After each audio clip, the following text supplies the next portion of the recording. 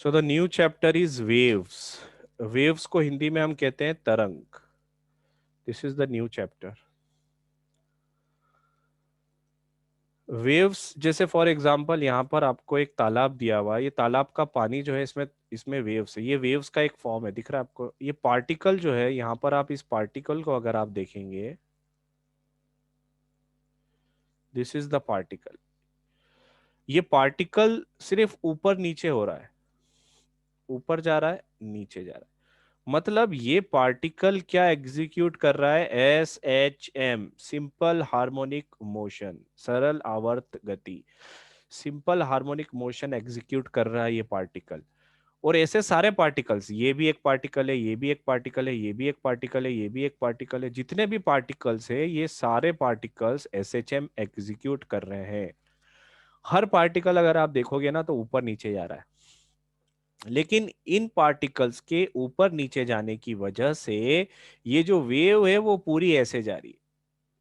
जैसे for example आपको stadium में, आपने मैक्सिकन वेव देखी होगी, फुटबॉल में जनरली मैक्सिकन वेव जनरेट की जाती है। जो स्पेक्टेटर्स होते हैं, जो स्टेडियम में बैठे होते हैं, वो क्या करते हैं? वेव जनरेट करते हैं। आपको स्टेडियम में ऐसा लगेगा कि वेव जनरेट हो रही है। तो हर इंसान जो स्टेडियम में बैठा होता है वो क्या करता है? अप एंड डाउन, बैठता है और खड़ा होता है, बैठता और खड़ा होता है। और उसका एक टाइमिंग होती है, कब उसे बैठना है और कब होना है। तो पूरे स्टेडियम में आपको पता है स्टेडियम गोल होता है, तो यहां से वेव चलती है और पूरे स्टेडियम में लोग ऊपर नीचे होते हैं, तो ऐसा लगता है कि पूरे स्टेडियम में एक वेव बन गई है। ठीक है, तो that is called Mexican wave जो जनरेट करते हैं। तो यहाँ पर हर पार्टिकल ऊपर नीचे हो रहा है, जिसकी वजह से हमें जो दिखेगा वो वेव दिखेगी कि वेव पूरी ऊपर और नीचे हो रही है। ठीक है, हर पार्टिकल देखो, आप फिर से देखो इसे।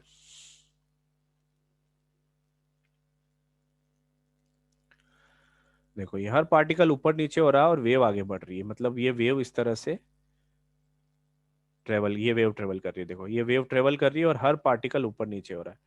अब ये वेव किस तरह से लिक्विड में कैसे होती है, सॉलिड में और गैसेस में कैसे ट्रेवल करती है, ये हमको देखना है।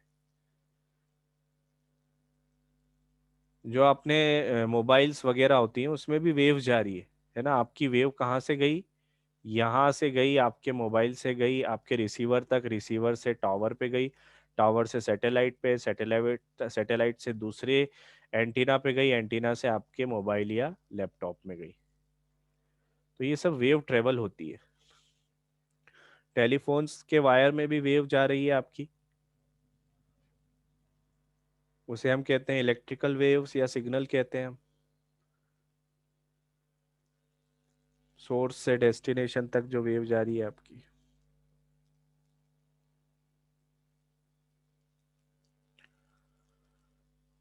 अब ये वेव्स को ट्रेवल करवाने के अलग अलग मीडियम होते हैं। किन मीडियम के थ्रू अपन वेव्स को ट्रेवल करवा रहे हैं? जैसे यहाँ पर दिख रहा वायर, है ना, 3 मीडियम दिख रहे हैं आपको नीचे।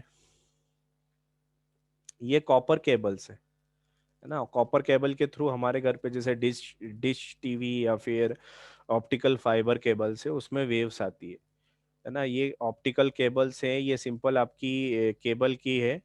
और दिस इज ऑप्टिकल केबल जो अभी चल रही है। और ये कम्युनिकेशन सैटेलाइट जो एयर से आपकी वेव्स को ट्रेवल करवाता है। तो इन सभी में ये मीडियम्स है। What are this? These are medium.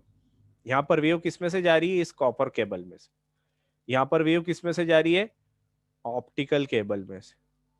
यहाँ पर वेव किस में से जा रही है? कम्युनिकेशन सैटेलाइट में से आपकी वेव जा रही है। तो इन सभी में से वेव्स ट्रेवल करती है। So these all are the mediums for the travelling of wave. Is that clear? Yes sir.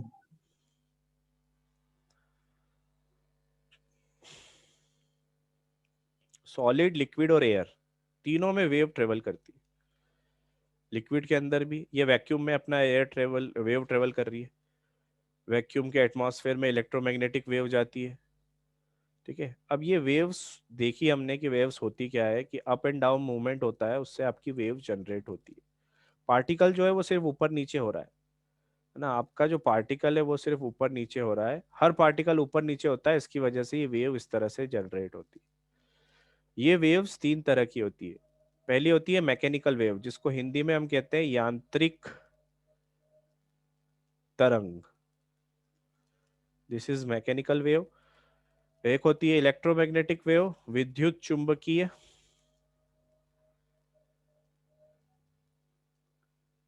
विद्युत चुंबकीय तरंग। और तीसरी होती है मैटर वेव, जिसको हम कहते हैं द्रव्य तरंग। अब इन तीनों में डिफरेंस समझ लेते हैं हम। मैकेनिकल वेव वो होती है जिसको मीडियम की जरूरत पड़ती है। तो अगर हम मैकेनिकल वेव की बात करें तो mechanical waves are the waves which require a material medium for their propagation। ठीक है, तो मैकेनिकल वेव्स वो होती है, इट रिक्वायर्स मीडियम,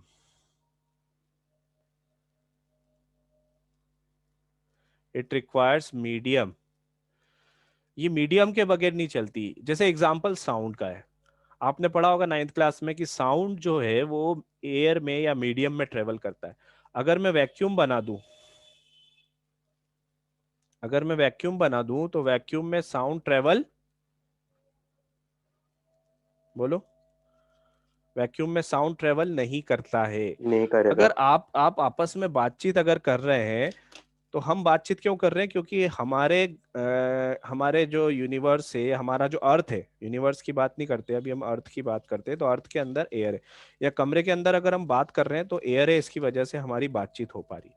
अगर कमरे में से आप एयर हटा दो, एयर हटा दोगे तो आप बातचीत करोगे तो आपको ऐसा लगेगा कि सामने वाला सिर्फ होठ हिला रहा है, कुछ बोल रहा है, तो आवाज नहीं जा रही। इसके लिए एक एक्सपेरिमेंट करवाया जाता है, आपको नाइन्थ क्लास में एक बताया जाता है कि एक जार है, इस जार के अंदर आपने एक इलेक्ट्रिक बेल लगा रखी है। ठीक है, आप तो पहली बार क्या करते हो, इसके अंदर एयर है तो आप बेल बजाते हो, आपको आवाज सुनाई देती है। दूसरी बार आप क्या करते हो, एक सक्शन पंप लेते हो और इससे एयर बाहर निकाल लोगे, है ना, वैक्यूम जनरेट करने के लिए सक्शन पंप का यूज करोगे, इससे एयर बाहर निकाल लोगे, फिर कुछ भी एयर नहीं है। फिर जैसे आप स्विच ऑन करोगे तो बेल जब बजाओगे तो उसकी आवाज ही नहीं सुनाई देगी आपको। तो ये आवाज अब क्यों नहीं सुनाई दे रही है? इसलिए नहीं सुनाई दे रही है कि अब यहाँ पर कोई भी एयर नहीं है। तो अगर कोई भी एयर नहीं है तो वहां पर होगा वैक्यूम, और वैक्यूम मतलब कोई भी मीडियम नहीं है, मीडियम नहीं है तो मैकेनिकल वेव ट्रेवल नहीं करेगी।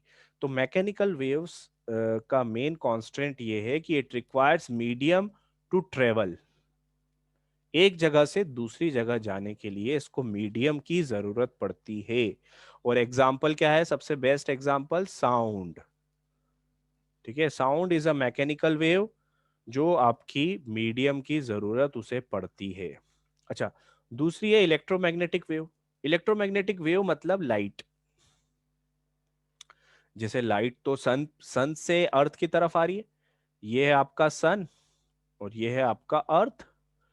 तो सन और अर्थ के बीच में तो वैक्यूम है, मतलब कोई स्पेस में तो कोई मीडियम होता नहीं है, लेकिन ये स्पेस से होती हुई आ रही है लाइट हमारे पास। तो ये लाइट भी एक वेव होती है, और कौन सी वेव होती है? Electromagnetic wave. इलेक्ट्रिक और मैग्नेटिक फील्ड इसके अंदर होती है। तो ये इलेक्ट्रोमैग्नेटिक वेव वो होती है जिनको किसी मीडियम की जरूरत नहीं है, it does not require any medium, it does not require a medium,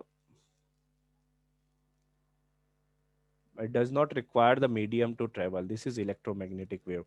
और इसका एग्जाम्पल है लाइट। और इलेक्ट्रोमैग्नेटिक वेव में होता क्या है, इलेक्ट्रिक और मैग्नेटिक फील्ड होती है जो एक दूसरे के परपेंडिकुलर होती है, और वही इलेक्ट्रिक और मैग्नेटिक फील्ड जो एक्सेलरेटेड चार्ज पार्टिकल में से होती है, वही रिस्पॉन्सिबल होती है इस वेव को आगे बढ़ाने के लिए। तो इसमें जो इलेक्ट्रिक और मैग्नेटिक फील्ड होती है वो वेव को आगे बढ़ाती है, तो मीडियम की जरूरत नहीं पड़ती। ठीक है, और लाइट की स्पीड कितनी होती है? Which is equals to C. C denote करते हैं हम speed of light, that is 3 × 10⁻⁸मीटर पर सेकेंड। तो ये दूसरी तरह की वेव हो गई जिसको हम कहते हैं इलेक्ट्रोमैग्नेटिक वेव। और तीसरी वेव होती है जिसे हम मैटर वेव कहते हैं, द्रव्य तरंग। ये matter wave electron, proton, neutron, atoms या मॉलिक्यूल्स, मतलब बहुत छोटे जो पार्टिकल्स है ना, माइक्रोस्कोपिक पार्टिकल्स, बहुत छोटे पार्टिकल्स के जब वो मोशन करते हैं तो उनके साथ जो वेव होती है उसको हम कहते हैं मैटर वेव। तो matter wave is the wave associated with It is the wave associated with electron, neutron, proton, atom, ये छोटे छोटे पार्टिकल्स के साथ में इनके मोशन में जो वेव होती है उसको अलग से नाम दिया गया मैटर वेव, और डी ब्रॉगली वेव भी कहा जाता है, साइंटिस्ट जिसने ये प्रूव किया कि इन पार्टिकल्स के पास भी एक वेव होती है। ठीक है, तो हमें इस चैप्टर में, जो हमारा 11th का चैप्टर है वेव, इसमें हमें कंसंट्रेट किस पे करना है? मैकेनिकल वेव पे। इस मैकेनिकल वेव पे हमें कंसंट्रेट करना है। ये सबसे मेन, यही चैप्टर में हम पढ़ेंगे मैकेनिकल वेव। ये दोनों वेव्स आपको 12th क्लास में आएगी, this will be in the 12th syllabus. अभी हमारा जो फोकस होगा, जो कंसंट्रेशन होगा, that will be only on mechanical wave. Is that clear? Any doubt? No, sir, no doubt. No No doubt. doubt, sir. आगे बढ़ते हैं।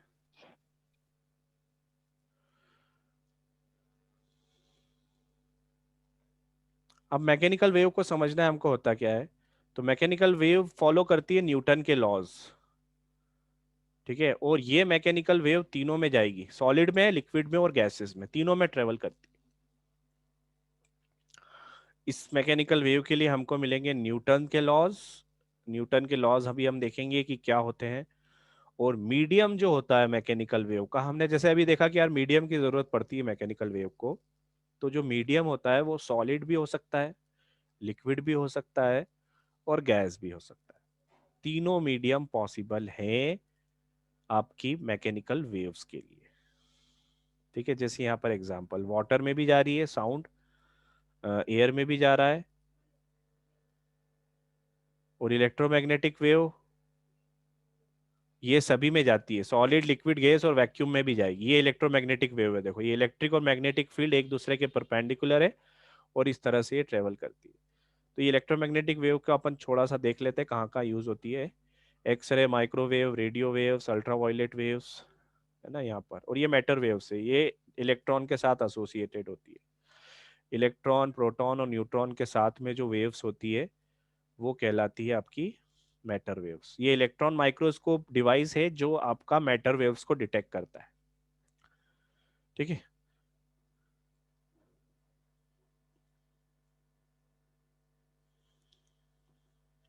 अब यहां पर नाम दिख रहा है हमें इलास्टिक मीडिया। देखो, अब हम फोकस कर रहे हैं मैकेनिकल वेव पे।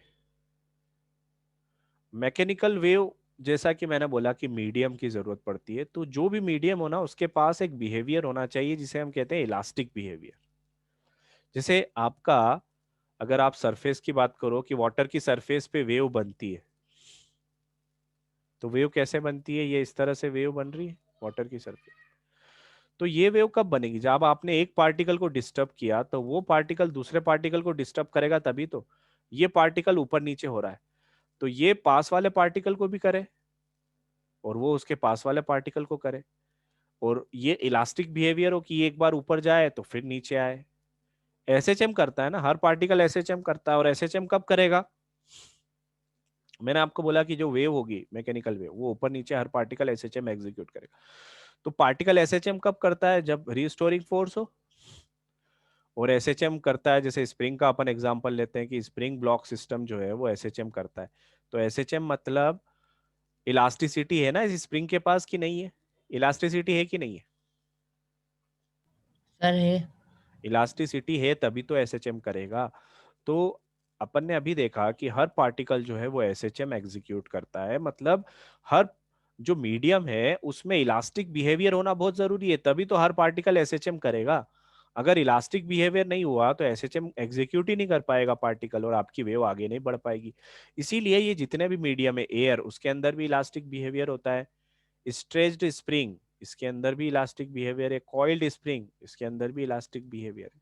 तो ये सब मीडियम है जो हमको ये बता रहे हैं कि इसके अंदर इलास्टिक बिहेवियर है, जिस वजह से आपका जो वेव है वो आगे ट्रेवल करेगी।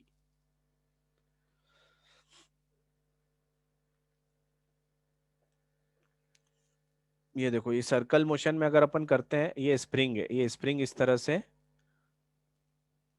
अब स्प्रिंग को अपन कंप्रेस करेंगे, एक्सपांड करेंगे, तो इस स्प्रिंग की वजह से ये कंप्रेस किया तो ये वेव जा रही है, देखो ये इस वजह से ये स्प्रिंग इस तरह से मोशन करती है। साउंड भी एक तरह से वेव निकालता है, और साउंड जब निकालता है तो पार्टिकल्स कैसे होते हैं, एक्सपांड होते हैं और कंप्रेस होते हैं। देखो ये साउंड है, साउंड ने मीडियम पार्टिकल्स को डिस्टर्ब कर रहा है। ये कोई भी मीडियम पार्टिकल आगे नहीं बढ़ रहा। अगर आप इस पार्टिकल को देखोगे ना, तो ये पार्टिकल सिर्फ इधर जा रहा है और इधर जा रहा है, आगे वाले को पुश कर रहा है। हर पार्टिकल, यहाँ जितने भी पार्टिकल दिख रहे हैं सारे पार्टिकल सिर्फ इस तरह का मोशन कर रहे हैं, टू एंड फ्रो मोशन। ठीक है, और इसकी वजह से ये आगे वाले को धक्का देते हैं। ये पहला वाला पार्टिकल वाइब्रेट कर रहा है, ये आगे वाले को धक्का देता है तो वो ऐसे करने लग जाता है, फिर ये आगे वाला वाइब्रेट कर रहा है, तो ये सिर्फ डिस्टरबेंस को आगे भेज रहे हैं। आगे क्या जा रहा है, डिस्टरबेंस। ये इसका एग्जाम्पल क्या है, आप लाइन में खड़े हो, ठीक है, आप लाइन में खड़े हो, अब आपको डिस्टरबेंस को आगे तक पहुंचाना है, तो आप क्या करोगे, पीछे वाले को धक्का दे दो। पीछे वाले को धक्का दिया तो ये आगे गिरेगा, ये धक्का देगा, ये धक्का देगा, ये धक्का देगा। अब हमारे अंदर इलास्टिसिटी तो होती नहीं है, तो अपन एक ही तरफ जाते हैं। अगर मान लो यहाँ पर स्प्रिंग होती बहुत सारी, ये ऐसी बहुत सारी स्प्रिंग खड़ी है, हमारी जगह अगर स्प्रिंग खड़ी होती तो क्या होता, देखो। अब अपन ये वाली स्प्रिंग को फोर्स लगाते, तो क्या होता है, ये आगे वाली को लगाती और ये वाली स्प्रिंग ऐसे ऐसे करने लग जाती, फिर ये वाली भी ऐसे ऐसे करने लग जाती, ये वाली भी ऐसे ऐसे, ये वाली भी ऐसे, ये वाली भी ऐसे। तो क्या होता है, ये डिस्टरबेंस आगे बढ़ता जाता। तो हर पार्टिकल जो है ना वो सिर्फ एसएचएम कर रहा है, और उसकी एसएचएम की वजह से डिस्टरबेंस आगे जा रहा है, मतलब वेव आगे जा रही है। कोई doubt? No sir. No sir. और ये पार्टिकल जब बिल्कुल पास पास में आ जाते हैं, देखो ये बिल्कुल पास पास में यहां पर, तो इसे हम कहते हैं कंप्रेशन। और जब ये पार्टिकल दूर दूर चले जाते हैं, देखो ये दूर दूर चले गए, तो इसे हम कहते हैं एक्सपांशन। संपीड़न, और कंप्रेशन को संपीड़न कहते हैं, और एक्सपांशन को भी मैंने आपको वर्ड बताया था हिंदी में, वो देख लेना, ध्यान में नहीं आ रहा है। तो यहाँ पर पार्टिकल पास पास में आ रहे हैं तो कंप्रेस हो रहे हैं, एक्सपांड हो रहे हैं। अभी देखो ये दो पार्टिकल ऐसे वाइब्रेट कर रहे हैं, अब ये दोनों पास पास में आ गए तो ये क्या बन गया, कंप्रेशन। फिर थोड़ी देर बाद क्या होंगे, ये दूर जाएंगे, तो ये यहाँ पर आ गया और ये यहाँ पर आ गया, तो ये क्या बन गया, एक्सपांशन, या रेयरफेक्शन भी बोलते हैं। कोई डाउट? No sir. ये वेव इस तरह से जा रही है, डेंसिटी चेंज होती है और प्रेशर चेंज होता है। जब साउंड ट्रेवल करता है ना, तो डेंसिटी और प्रेशर एयर का चेंज होता है। ये कंप्रेशन रीजन है।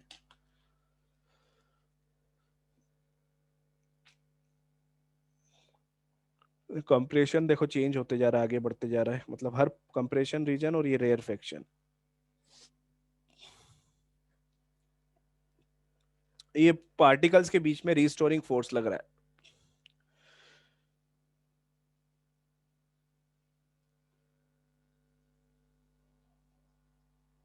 ठीक है, अब मैकेनिकल वेव्स के टाइप समझते हैं, कितने तरह की होती है mechanical wave.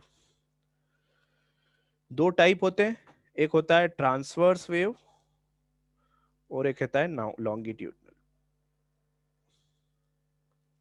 Types of mechanical wave,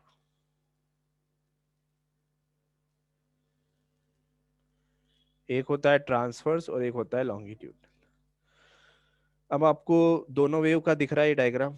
यहाँ पर हर पार्टिकल वाइब्रेट कैसे कर रहा है, देखो आप, ये जो पार्टिकल है, सारे जो पार्टिकल है ये इस तरह से वाइब्रेट कर रहे हैं, और वेव इस डायरेक्शन में जा रही है। तो पार्टिकल का जो वाइब्रेशन है और वेव का जो डायरेक्शन है, इन दोनों के बीच में एंगल कितना है यहाँ पर, बताओ। पार्टिकल कैसे वाइब्रेट कर रहा है, ऊपर नीचे, और वेव किधर जा रही है, इस डायरेक्शन में वेव जा रही है। तो पार्टिकल का वाइब्रेशन और वेव का मोशन, इन दोनों के बीच में एंगल कितना है, बताओ। 90 डिग्री सर। 90 डिग्री, ये 90 डिग्री। तो ये होती है ट्रांसवर्स वेव। ये आपने एक रस्सी ली, रोप लिया और उसको आपने झटका दिया, तो उसकी वजह से ऐसी वेव जनरेट होगी। This is transverse wave. Her particle जो है वो ऊपर नीचे हो रहा है, हर पार्टिकल ऊपर नीचे हो रहा है और वेव आगे बढ़ रही है। और लॉन्गिट्यूडनल वेव में क्या होता है, इसमें अनुप्रस्थ तरंग कहते हैं। ट्रांसवर्स वेव को हिंदी में हम कहते हैं अनुप्रस्थ।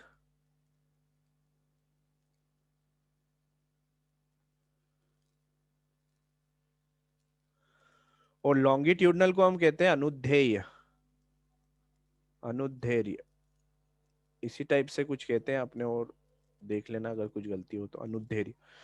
तो ये लॉन्गिट्यूडनल में क्या होता है, जो पार्टिकल है ना वो ऐसे वाइब्रेट कर रहा है, देखो ये जो पार्टिकल है वो इस तरह से वाइब्रेट कर रहा है, और वेव भी इसी डायरेक्शन में जा रही है।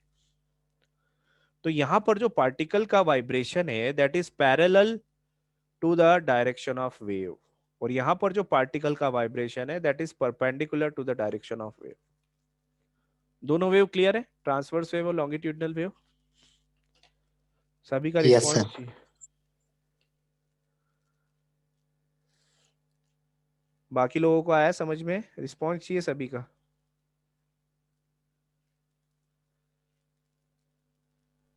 यस सर, आ गया। Any doubt? ये देखो ट्रांसवर्स वेव में हर पार्टिकल ऊपर नीचे हो रहा है और वेव आगे बढ़ रही है, लॉन्गिट्यूडनल में डायरेक्शन ऑफ प्रोपगेशन के पैरेलल है, ये डायरेक्शन ऑफ प्रोपगेशन है, वेव इस डायरेक्शन में जा रही है। देखो ये पार्टिकल जो है वो ऊपर नीचे हो रहा है, आपकी वेव इस डायरेक्शन में जा रही है और पार्टिकल क्या हो रहा है, ऊपर नीचे, मतलब परपेंडिकुलर इसका। ये होती है आपकी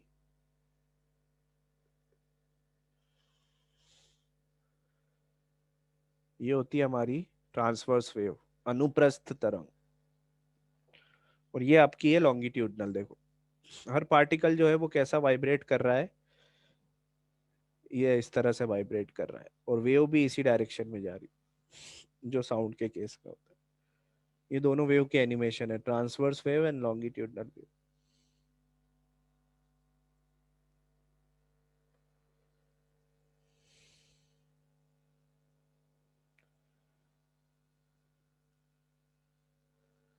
कोई डाउट यहाँ तक?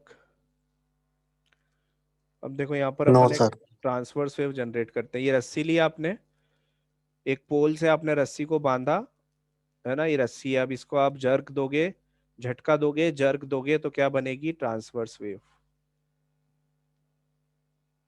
ये झटका दिया आपने, देखो पल्स जनरेट हुई है, आप झटका दे रहे हो तो ये पल्स जा रही, ये पल्स कहलाती। एक झटका दिया तो पल्स, और लगातार आप देते रहोगे तो वेव बन जाएगी। ये पल्स है। देखो ये कीड़ा इस तरह से चलता है ना, ये ऐसे।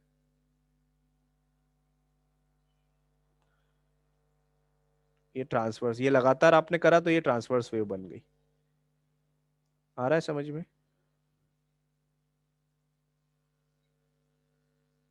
यस सर, आ रहा है। ये लगातार आपने इसको जर्क चालू रखा तो ये स्ट्रिंग की ट्रांसवर्स वेव बन जाएगी। ये एक बार आपने फोटो खींचा तो ये ऐसा दिख जाएगा, ये किसी भी टाइम पे आपने फोटो खींचा तो ये इस तरह से दिखेगी।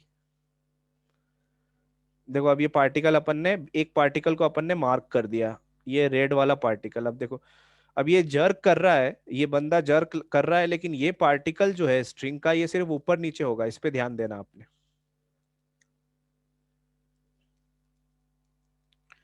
देखो वो पार्टिकल ऊपर नीचे हो रहा है, ऐसा हर एक स्ट्रिंग का, हर एक पार्टिकल का यही होगा। हर पार्टिकल जो है वो मीन पोजीशन के अबाउट ऊपर नीचे होगा और वेव आपके आगे बढ़ेगी, ये ट्रांसवर्स वेव।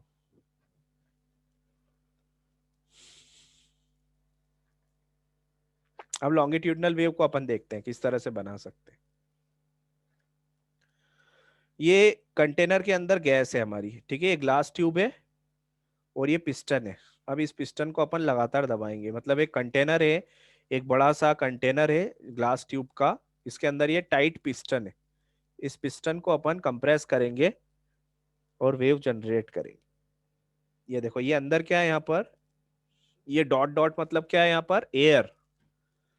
ये जितने भी आपको डॉट दिख रही है मतलब ये यहाँ पर क्या है, एयर, हवा भरी हुई है यहाँ पर, ठीक है। और अब पिस्टन पे, अब यहाँ पर हम इस पिस्टन को आगे पीछे करेंगे तो देखो एयर के जो मॉलिक्यूल्स है वो ऐसे वाइब्रेट होने लग जाएंगे इस तरह से, और वेव भी इस डायरेक्शन में जाएगी। This is the direction of wave, this will be the direction of wave, ठीक है। तो ये अब अपन देखते हैं किस तरह से होगा।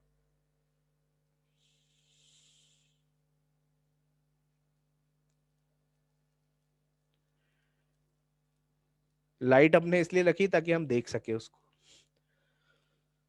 ये देखो, ये पल्स हो गई एक तरह से। ये पल्स जैसे हमने वहां पर पल्स भेज रहे थे वैसे यहाँ पर पल्स है। ये एक बार झटका दिया तो एक पल्स बनेगी, और लगातार देंगे तो फिर लगातार वेव बन जाएगी।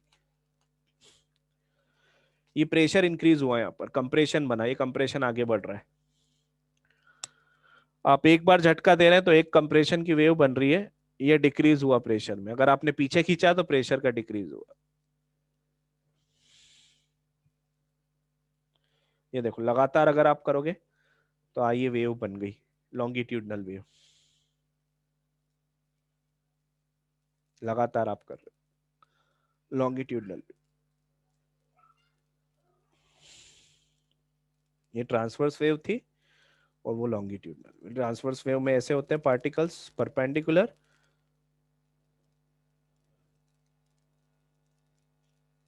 अब कौन सी मीडियम में कौन सी वेव जाएगी, ये एक बहुत इंपॉर्टेंट क्वेश्चन है। कि अगर आप दोनों मीडियम की बात तो कर रहे हैं, कौन से मीडियम में कौन सी वेव जाएगी। देखो, ट्रांसवर्स वेव के लिए आपको सॉलिड पार्टिकल चाहिए जहां पर रिजिडिटी हो, है ना। अगर आप ट्रांसवर्स वेव की बात करें तो यहां पर इस तरह का मोशन, तो सॉलिड्स के अंदर अगर ट्रांसवर्स वेव आपको चाहिए ना, तो आपको ट्रांसवर्स वेव के लिए रिजिड ऑब्जेक्ट चाहिए। रिजिड ऑब्जेक्ट चाहिए आपको, रिजिड, जो शेयरिंग स्ट्रेन को बर्दाश्त कर ले। शेयरिंग स्ट्रेन क्या होती है, याद करो, हमने पढ़ा था मैकेनिकल प्रॉपर्टीज में कि अगर ये बुक है और इस बुक पर इस डायरेक्शन में आपने फोर्स लगाया तो ये बुक कैसी हो जाती है, ऐसी हो जाती है, टिल्ट हो जाती है बुक, होती है कि नहीं।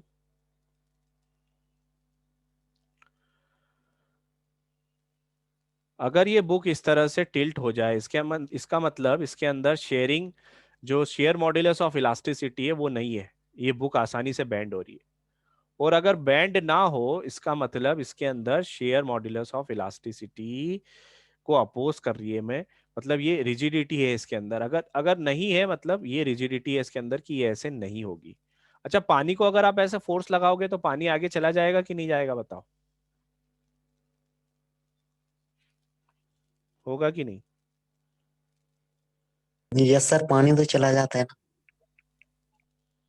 पानी पे आप अगर आप ऐसे फोर्स लगाओगे तो पानी तो सीधे चली जाएगी, पानी तो चला जाएगा। मतलब उसके अंदर रिजिडिटी नहीं होती है।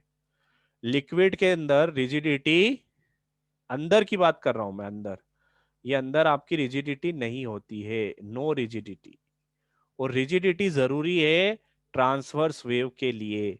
इसका मतलब पानी के अंदर जो वेव जनरेट होगी ना, उसके अंदर रिजिडिटी नहीं होगी, तो वहां पर आप ट्रांसवर्स वेव जनरेट नहीं कर सकते। तो ट्रांसवर्स वेव आप कहां पर जनरेट कर सकते हैं, जहां पर रिजिडिटी हो।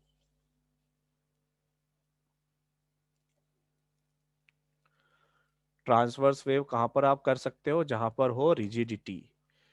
रिजिडिटी मतलब इस तरह से फोर्स लगाने पे वो आसानी से ऐसे ना हो, हल्का सा हो, आसानी से ना हो जाए, बिल्कुल थोड़ी सी रिजिडिटी हो उसके अंदर, तो वहां पर ट्रांसवर्स वेव होती है। मतलब सॉलिड के अंदर ट्रांसवर्स वेव होगी, लिक्विड के अंदर ट्रांसवर्स वेव नहीं हो सकती। लिक्विड के अंदर ट्रांसवर्स वेव नहीं होती है, लेकिन सरफेस पे हो जाती है। सरफेस पे होती है ना, लिक्विड के ऊपर वेव बनती है, ट्रांसवर्स वेव। समुद्र की लहरें देखी है अपन ने, ना यस देखें सर। सर। समुद्र में लहरें आती हैं तो वो तो वेव बन रही है। तो वो वहां पर होता है, सरफेस के ऊपर होता है सरफेस टेंशन। सरफेस टेंशन की वजह से वहां पर वेव बन जाती है, लेकिन वो किस पे होती है, सिर्फ फीस फ्री सरफेस पे। अंदर होता है क्या सरफेस टेंशन, पानी के अंदर होता है क्या सरफेस टेंशन, अंदर होता नो है क्या। सर, पृष्ठ पे होता है, पृष्ठ पे होता है वो तो। हाँ, सिर्फ ऊपर वाले पार्ट पे होता है। तो ट्रांसवर्स वेव सिर्फ लिक्विड के ऊपर ट्रेवल हो सकती है, अंदर ट्रेवल नहीं हो सकती। लिक्विड के अंदर ट्रांसवर्स वेव नहीं आ सकती। लिक्विड के अंदर कौन सी वेव रहेगी, बोलो जल्दी से, कौन सी वेव रहेगी, लॉन्गिट्यूडनल वेव। पानी के अंदर लॉन्गिट्यूडनल वेव रहेगी। एयर के अंदर लॉन्गिट्यूडनल वेव रहेगी। ठीक है, एयर का तो कोई सरफेस होता ही नहीं है, तो सरफेस ऑफ एयर तो बात ही नहीं कर सकते आप। सिर्फ वाटर के सरफेस पे सरफेस टेंशन की वजह से रिजिडिटी थोड़ी सी प्रोवाइड होती है और वहां पर ट्रांसवर्स वेव होती है। अदरवाइज पानी के अंदर और एयर के अंदर, मतलब किसी भी गैस के अंदर, ट्रांसवर्स वेव आपको देखने को नहीं मिलेगी। तो सॉलिड और सरफेस ऑफ वाटर, सिर्फ ये दो जगह आपको ट्रांसवर्स वेव मिलेगी।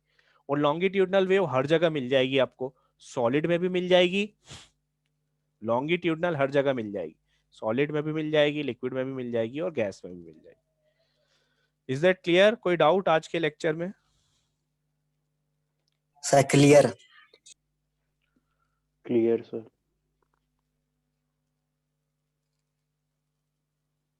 Any doubt?